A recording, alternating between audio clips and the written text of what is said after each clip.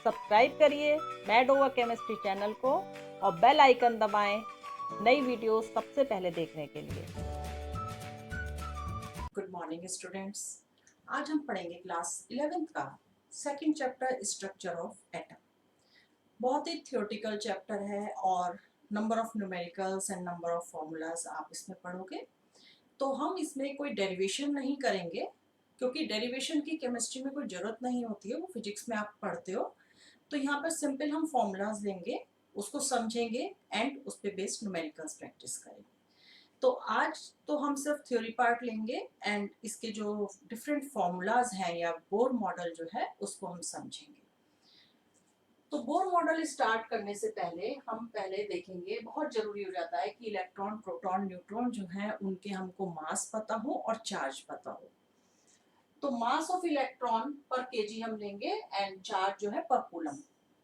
तो मास होता है इलेक्ट्रॉन का 9.10939 इंटू 10⁻⁻31 एंड प्रोटॉन के मास की हम बात करें तो it is 1.67262 into 10⁻⁻27 and neutron का मास 1.67493 इंटू 10⁻⁻27।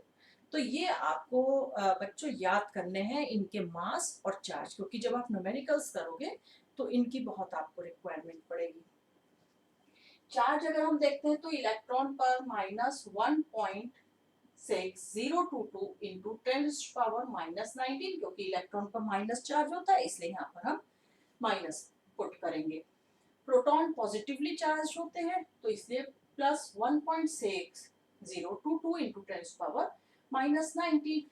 तो इलेक्ट्रॉन और प्रोटॉन जो है, देखो कोई भी एटम जो है वो न्यूट्रल होता है। तो न्यूट्रल होने के लिए क्या है, अब न्यूट्रॉन पे तो कोई चार्ज होता ही नहीं है, न्यूट्रॉन पर तो कोई चार्ज है ही नहीं। तो जो इलेक्ट्रॉन का चार्ज है वही प्रोटॉन का चार्ज होता है। दोनों का चार्ज जो है वो सेम होता है बट साइन अपोजिट हो जाते हैं, जिससे वो न्यूट्रल हो जाता है एटम। तो इस तरह से न्यूट्रॉन जो है वो जीरो चार्ज आता है उसके ऊपर। तो अब हम स्टार्ट करते हैं बोर एटॉमिक मॉडल। बोर ने बहुत कंट्रीब्यूशन दिया था स्ट्रक्चर ऑफ एटम को समझने के लिए। हालांकि आगे जाकर के इनमें भी कुछ लूप होल्स रहे, कुछ लिमिटेशंस रही इस थ्योरी की, लेकिन काफ़ी इसको हम इसलिए पढ़ते हैं क्योंकि जो आज की जो मॉडर्न थ्योरी है वो इसी बोर मॉडल पर बेस्ड है। अब बोर से पहले आए थे रदरफोर्ड, उनका भी बहुत कंट्रीब्यूशन था। जो बेसिक स्टार्टिंग जो उन्होंने बताई थी स्ट्रक्चर ऑफ एटम की, वो वहीं से हम लोगों को समझ में आई थी।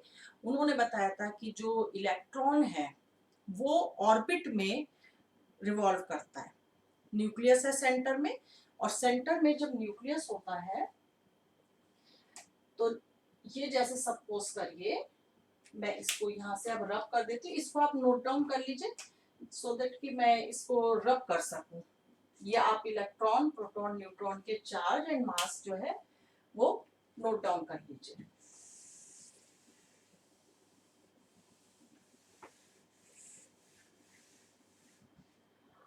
जो इलेक्ट्रॉन है, रदरफोर्ड ने हमें बताया था ये न्यूक्लियस है, और जो इलेक्ट्रॉन होगा वो इसके चारों तरफ यहाँ रोटेट करेगा किसी भी ऑर्बिट में, ठीक है, किसी ऑर्बिट में रोटेट करेगा। ये बेसिक जो कॉन्सेप्ट था ये हमें रदरफोर्ड ने ही दिया था। लेकिन रदरफोर्ड कहाँ पर फेल हो गए?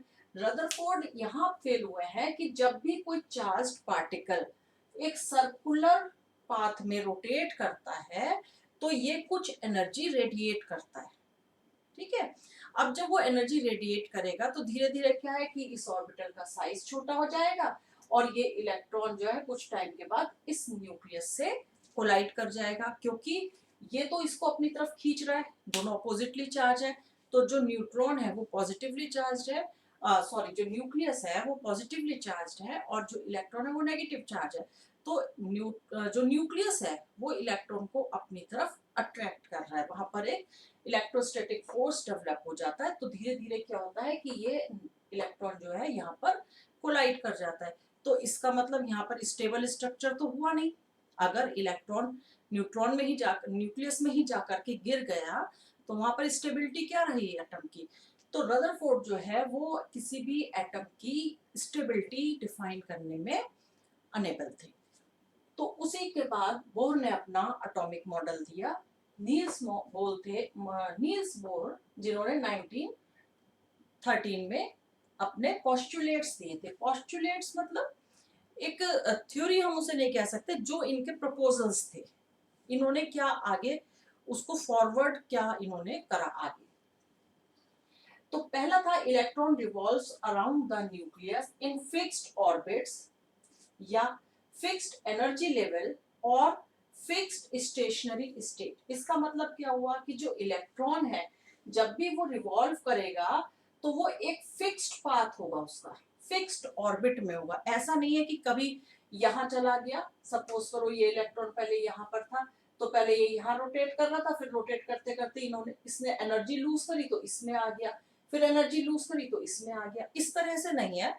बोर ने बताया कि जब भी इलेक्ट्रॉन रोटेट करेगा वो उसका एक फिक्स्ड ऑर्बिट होगा। अगर इलेक्ट्रॉन यहाँ पर रोटेट कर रहा है तो यहीं रहेगा, और अगर इसमें रोटेट कर रहा है तो यहाँ पर होगा। ठीक है, एक फिक्स्ड ऑर्बिट में रोटेट करेगा, फिक्स्ड ऑर्बिट होगा, और उस ऑर्बिट का जो एनर्जी लेवल होगा वो भी सेम होगा। जैसे अगर सपोज करो इसका एनर्जी लेवल x है, इसका y है, तो इसका एनर्जी लेवल जो है वो इलेक्ट्रॉन का भी फिक्स्ड है। अगर इलेक्ट्रॉन इस ऑर्बिट में रोटेट कर रहा है तो वो x एनर्जी के संग ही रोटेट कर रहा है, उसको हम चेंज नहीं कर सकते। वो ना तो y में जाएगा और ना वो कहीं और जाएगा, वो उसी एनर्जी लेवल में रोटेट करेगा, मतलब वो फिक्स्ड एनर्जी लेवल में रहेगा। सेकेंड थिंग इन्होंने कहा कि स्टेशनरी, अभी आप जितना भी आगे पढ़ोगे वहां पर स्टेशनरी स्टेट ही पढ़ोगे। तो जो स्टेशनरी स्टेट होती है मतलब इसकी वेलोसिटी जो है वो फिक्स होती है।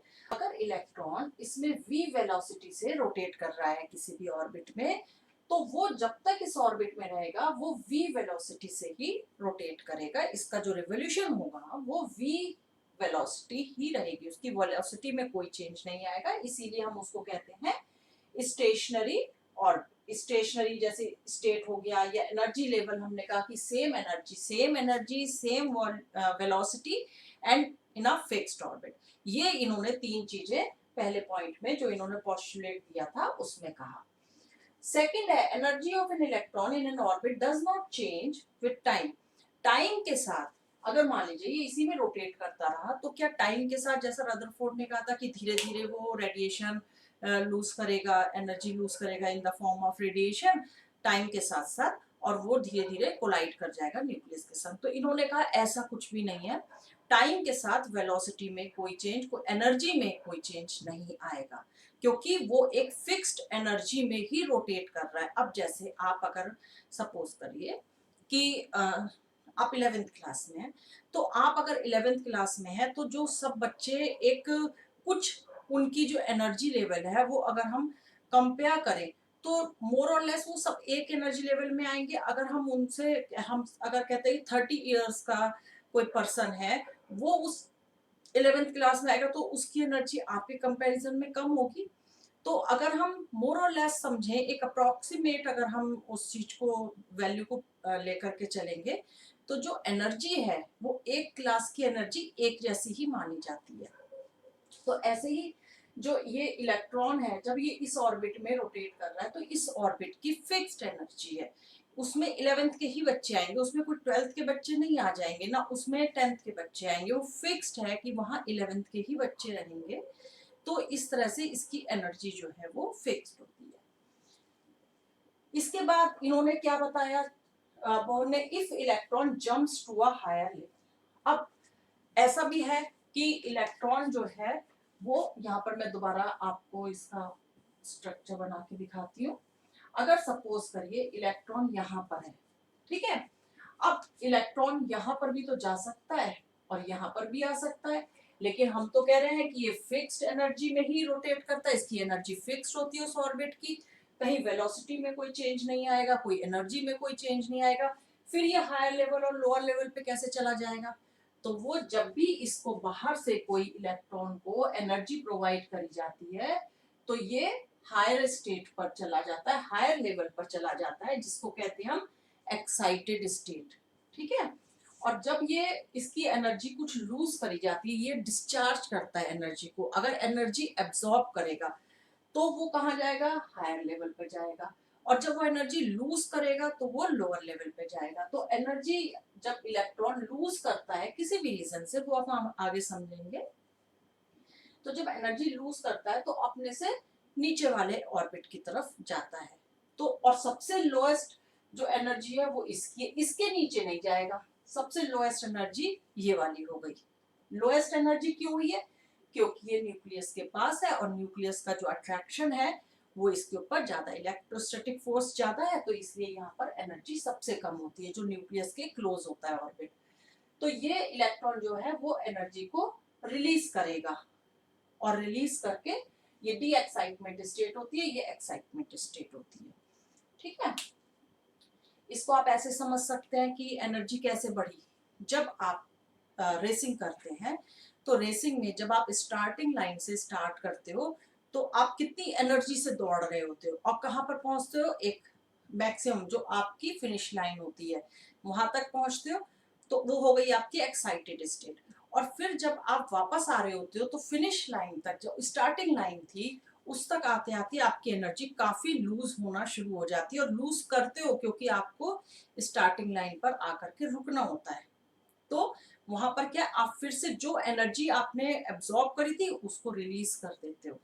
ठीक है, तो इस तरह से ये एनर्जी जो है, if electron jumps to a higher level energy will be absorbed, and if electron comes down to its original level energy is released. ठीक है, अपने अगर इसको वापस हम यहाँ पर नहीं बात करें, अगर हम यहीं पर करें जो मैंने आपको रेसिंग का दिया है, तो ये जब एक्साइटेड स्टेट में यहाँ पर इलेक्ट्रॉन पहुंच गया, अब इसको वापस अपनी यहीं पर आना है, तो क्या करेगा, जो एनर्जी इसने जितनी एनर्जी एब्सॉर्ब करी थी उतनी एनर्जी को जब लूज करेगा तभी वो यहाँ पर आ पाएगा। ठीक है, तो ये हमारा हो गया थर्ड जो बोर ने पोस्टुलेट दिया था।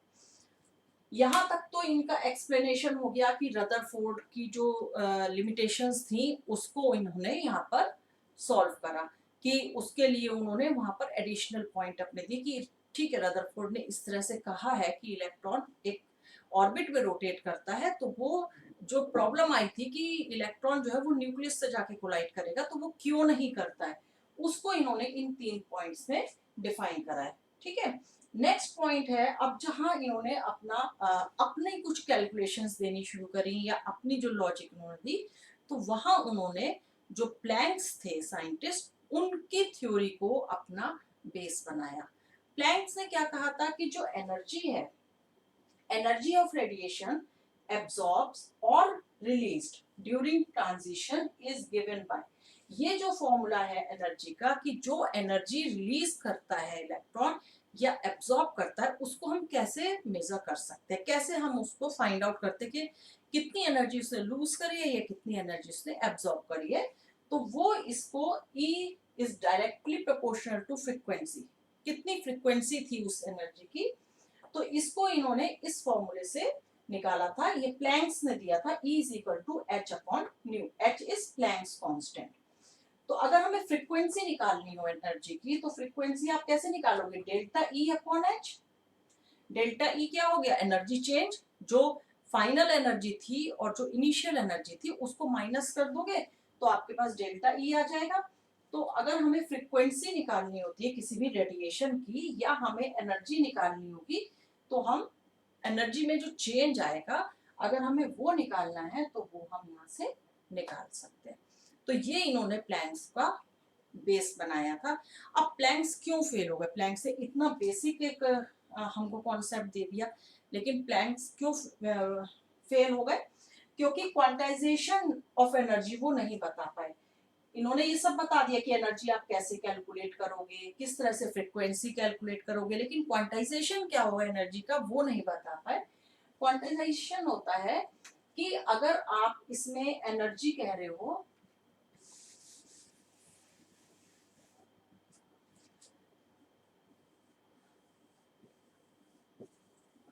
अगर यहाँ पर ये एनर्जी है और ये एनर्जी है, सपोज करिए ये E1 है और ये E2 है, तो जो इलेक्ट्रॉन होगा ये, क्योंकि जब भी कोई थ्योरी आती है उसमें क्रॉस क्वेश्चंस जरूर आते हैं, कहीं ना कहीं डाउट्स आएंगे, तो वो चीजें क्लियर करना बहुत जरूरी होता है, अदरवाइज वही उस थ्योरी की फेलियर होने का एक बेस बन जाता है। तो ये इन्होंने जो बोर थे, इन्होंने कहा था ये फिक्स्ड एनर्जी है, इसमें इतनी ही एनर्जी रहेगी, और energy of radiation absorb and release during transition is given by ये फॉर्मूला जो प्लैंक्स ने बताया था, इसके हम थ्रू दे सकते हैं कि अगर ये इलेक्ट्रॉन जो है ये एनर्जी एब्जॉर्ब करके यहाँ गया था तो इससे कितनी एनर्जी ली थी, और यहाँ से यहाँ आया था तो कितनी एनर्जी दी थी। लेकिन ये नहीं बता पाए कि इनके बीच में भी क्या कोई एनर्जी होती है, यहाँ पर भी कोई एनर्जी है। अगर सपोज करो ये एक एनर्जी है, ये एक एनर्जी है, ये एक एनर्जी लेवल है, तो यहाँ पर क्या एनर्जी लेवल होगा वो नहीं बता पा रहे हैं, यहाँ पर क्या होगा वो नहीं बता पा रहे। ये क्वेश्चन उठा कि अगर एक ऑर्बिट ये है, एक ऑर्बिट ये है, एक ऑर्बिट ये है, तो क्या उन ऑर्बिट के बीच में भी कोई ऐसी जगह है जहां पर कुछ एनर्जी लेवल होता हो, दो ऑर्बिट्स के बीच में भी ऐसा कोई जगह है क्या। या आप समझ लीजिए जैसे 11th क्लास है, तो 11th क्लास में 9th से आप सीधे 11th में तो 10th से आप सीधे 11th में तो आओगे, 10.5 पर तो नहीं जाओगे ना, एक क्लास से आप सीधे दूसरी क्लास में आओगे। 10th और 11th के बीच में क्या कोई स्पेस है जहां पर आप जा सकते हो, नहीं है। तो ये उस चीज को नहीं क्लियर कर पाए थे कि इसमें क्या कोई क्वांटाइजेशन ऑफ एनर्जी है। क्वांटाइजेशन का मीनिंग होता है कि fixed amount of energy. Quantization energy का मतलब हुआ कि फिक्स्ड अमाउंट ऑफ एनर्जी। तो ये जो एक ऑर्बिट की, जो बोहर ने बताया कि एक ऑर्बिट की एनर्जी फिक्स्ड होती है, क्वांटाइज होती है, तो वो कैसे होती है, तो यहाँ पर प्लैंक्स नहीं बता पाए थे, इसलिए उनकी थ्योरी फेल हो गई थी। तो बोर ने उसको बताया कि जो ये फिक्स्ड एनर्जी होती है वो इट इज इक्वल टू जो मोमेंटम होता है, उस इलेक्ट्रॉन का जो मोमेंटम होगा, तो जो मोमेंटम है, मोमेंटम को हमें पता है, आपको पता है कि ये एमवीआर से हम लेते हैं, इसको मैं यहाँ पर इसका डेरिवेशन नहीं करेंगे, हम सिर्फ इसको समझना है, याद करना है कि जो एंगुलर मोमेंटम होता है उसको हम एमवीआर से डिनोट करते हैं। तो जो एंगुलर मोमेंटम है it is the integral multiple of h upon 2 पाई। तो ये जो है ये n यहाँ पर हो गया शेल नंबर, r हो गया यहाँ रेडियस, एंड h हो गया प्लैंक्स कांस्टेंट, जिसकी वैल्यू होती है 6.636 into 10⁻34 जूल सेकेंड। इसका मतलब क्या हुआ कि इन्होंने बहुत ही मैथमेटिकल कैलकुलेशन निकाल के दी कि अगर हम किसी ऑर्बिट की फिक्स्ड एनर्जी कह रहे हैं तो वो फिक्स्ड एनर्जी कैसे होगी, तो जिस इलेक्ट्रॉन का एंगुलर मोमेंटम उसका इंटीग्रल मल्टीपल होता है h अपॉन 2 पाई का, तो वो उस एनर्जी लेवल में रहता है, वो उस फिक्स्ड ऑर्बिट में रहता है। अब इन्होंने यह बहुत मैथमेटिकल कैलकुलेशन करके समझा दिया कि किस तरह से हम कह रहे हैं कि अगर हम कह रहे हैं कि फिक्स्ड ऑर्बिटल में फिक्स्ड एनर्जी लेवल होता है, स्टेशनरी स्टेट होती है, तो वो क्या है, वो यहाँ पर आकर के इन्होंने बता दिया कि कोई भी इलेक्ट्रॉन, उसका हम फिक्स्ड ऑर्बिट कैसे करेंगे कि अगर उसका एंगुलर मोमेंटम जो है वो इक्वल होता है integral multiple of h upon 2 pi के। अब n क्या होगा, n is number of shell, it may be 1 2 3 4, या हम KLMN एनर्जी लेवल जो होता है उससे भी कह सकते हैं इसको। तो r क्या हो गई, यहाँ पे मैंने बता दिया आपको कि रेडियस हो गई, h प्लैंक्स कांस्टेंट हो गया, प्लैंक्स कांस्टेंट होता है 6.6 into 6.636 into 10⁻34 जूल सेकेंड। तो ये जो था ये बहुत इंपॉर्टेंट है एंगुलर मोमेंट यहाँ पर समझना, क्योंकि यही बता रहा है कि फिक्स्ड ऑर्बिट में हम कैसे बोल रहे हैं।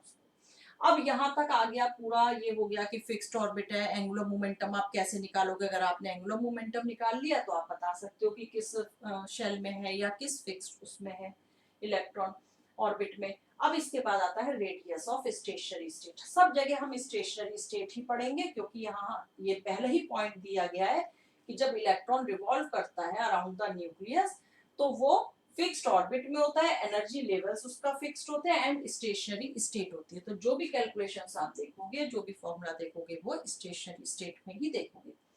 तो रेडियस अगर हमें निकालनी है स्टेशनरी स्टेट में किसी भी ऑर्बिट की, तो वो आप कैसे निकालोगे, Rn मतलब कोई जो शेल जो दे रखी है पर्टिकुलर उसके लिए is equal to n square A not.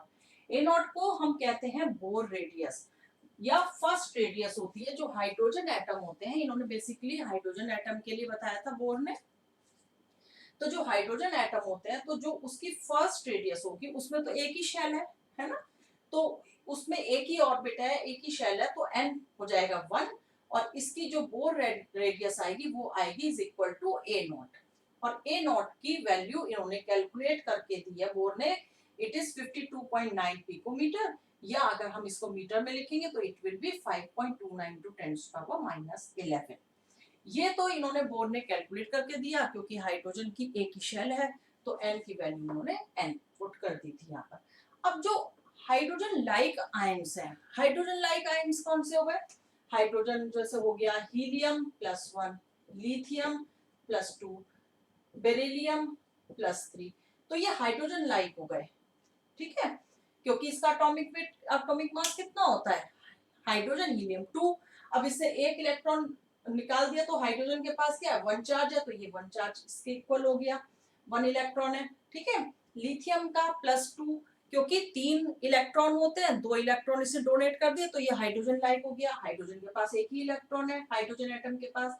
Beryllium +3 कर दिया क्योंकि इसका जो एटॉमिक मास है वो 4 है, ठीक है। तो 4 में से जब 3 इसने निकाल दिए हैं तो 1 रह गया इसके पास। तो ये जो hydrogen plus helium plus lithium +2 beryllium +3, इनको हम कहते हैं हाइड्रोजन लाइक। तो जो हाइड्रोजन लाइक होते हैं आयंस, उनकी रेडियस हम निकालते हैं a not n² z। z क्या है यहाँ पर? एटॉमिक नंबर आएगा, जैसे हीलियम का 2, लिथियम का 3, बेरिलियम का 4, तो ये एटॉमिक नंबर्स हो गए। तो इसमें से जब एक एक ये इतने इतने इलेक्ट्रॉन ये लूज कर देते हैं तो ये हाइड्रोजन लाइक आयन इनको हम कहेंगे। तो ये आ जाता है एटॉमिक नंबर। तो रेडियस हम जो है इससे निकाल सकते हैं, और जो फर्स्ट रेडियस हाइड्रोजन एटम की दी है वो हमको गिवन है, जो बोर रेडियस जिसको हम कहते हैं। अब वेलोसिटी कैसे निकालेंगे? Velocity of an electron in stationary shell, क्योंकि यहाँ पर देखो फिक्स्ड ऑर्बिट मतलब फिक्स्ड रेडियस हमने निकाल ली कि किस रेडियस में है। एनर्जी लेवल, अभी हम एनर्जी लेवल की बात करेंगे। स्टेशनरी स्टेट मतलब वेलोसिटी उसकी फिक्स है। तो जो फिक्स्ड ऑर्बिट में जब इलेक्ट्रॉन रोटेट कर रहा है तो उसकी वेलोसिटी कितनी होगी, सारी इन्होंने मैथमेटिकल कैलकुलेशंस दे करके अपने को बहुत अच्छे से प्रूफ करा था।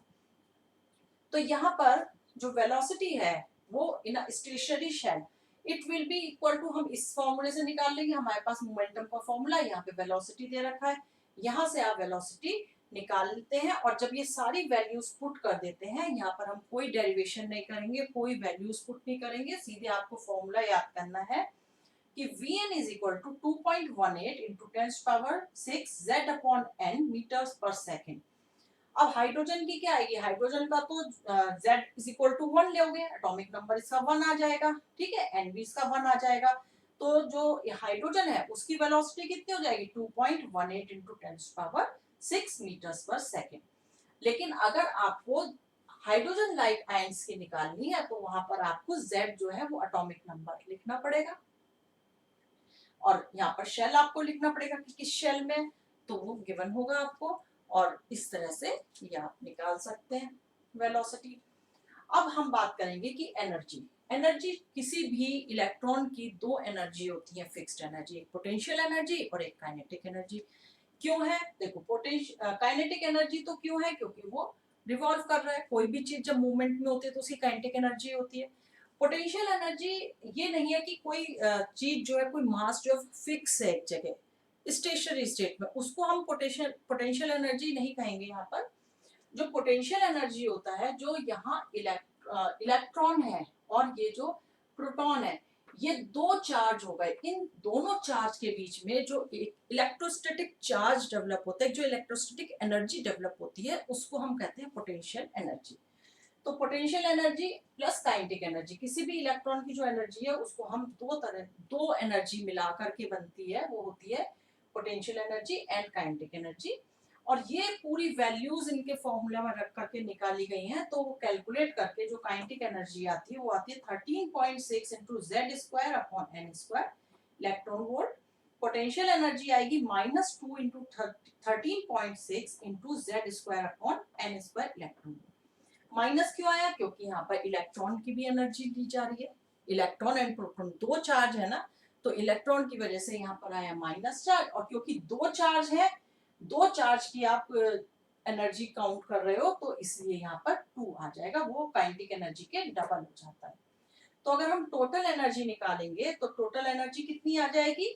यहाँ पर दोनों की वैल्यू अगर आप पुट कर दोगे तो वो आएगी -13.6 into Z² upon n² electron volt. तो यहाँ पे माइनस साइन क्यों आया ये मैं अभी बताती हूँ आपको। पहले आपके लिए ये बहुत इंपॉर्टेंट फॉर्मूला है, इसको आपको ध्यान रखना है, क्योंकि ज्यादातर जो न्यूमेरिकल्स आएंगे वहां पर आपको एनर्जी ही निकालनी होती है। अब अगर ये तो है इलेक्ट्रॉन की एनर्जी कि जितना उसको न्यूक्लियस जो है किसी भी ऑर्बिट की एनर्जी, नॉट न्यूक्लियर इलेक्ट्रॉन की किसी भी ऑर्बिट की एनर्जी, तो जो ऑर्बिट की एनर्जी है वही इलेक्ट्रॉन की एनर्जी आ जाएगी। ठीक है, अब अगर n is equal to infinite है, अगर ये जो शेल नंबर है, शेल क्या हो सकता है 1 2 3 4 कुछ भी हो सकता है, या हम उसका जो है ऑर्बिट होता है वो k l m n ये लेते हैं। तो अगर ये इनफाइनाइट है, n नंबर जो है वो इनफाइनाइट है, तो एनर्जी कितनी हो जाएगी? 0।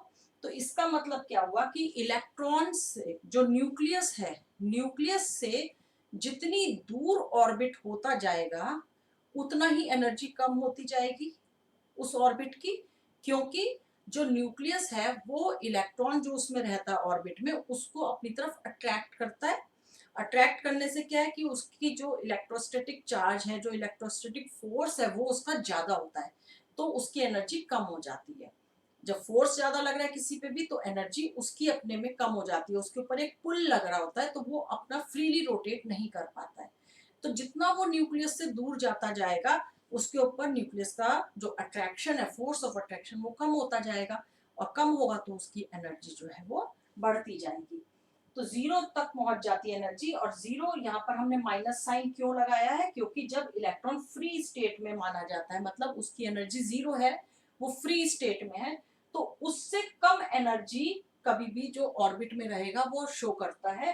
तो क्योंकि मैंने आपको बताया कि जितना ऑर्बिट पास होगा तो उसकी एनर्जी कम होगी। फ्री स्टेट में हम कह रहे हैं कि जब इनफाइनाइट शेल में है इलेक्ट्रॉन तो उसकी एनर्जी 0 है, मतलब उस समय उसके ऊपर कोई एनर्जी नहीं लग रही है, वो फ्री वहां पर मूव कर रहा है। तो जब वो ऑर्बिट में है तो उसकी एनर्जी 0 से कम हो गई ना, तो 0 से कम होती है, इसलिए यहाँ पर माइनस का साइन लगाया जाता है। तो ये बहुत इंपॉर्टेंट फॉर्मूला है, इन सारे फॉर्मूलाज को आपको लर्न करना है और इनका हम एप्लीकेशन न्यूमेरिकल्स के थ्रू समझेंगे।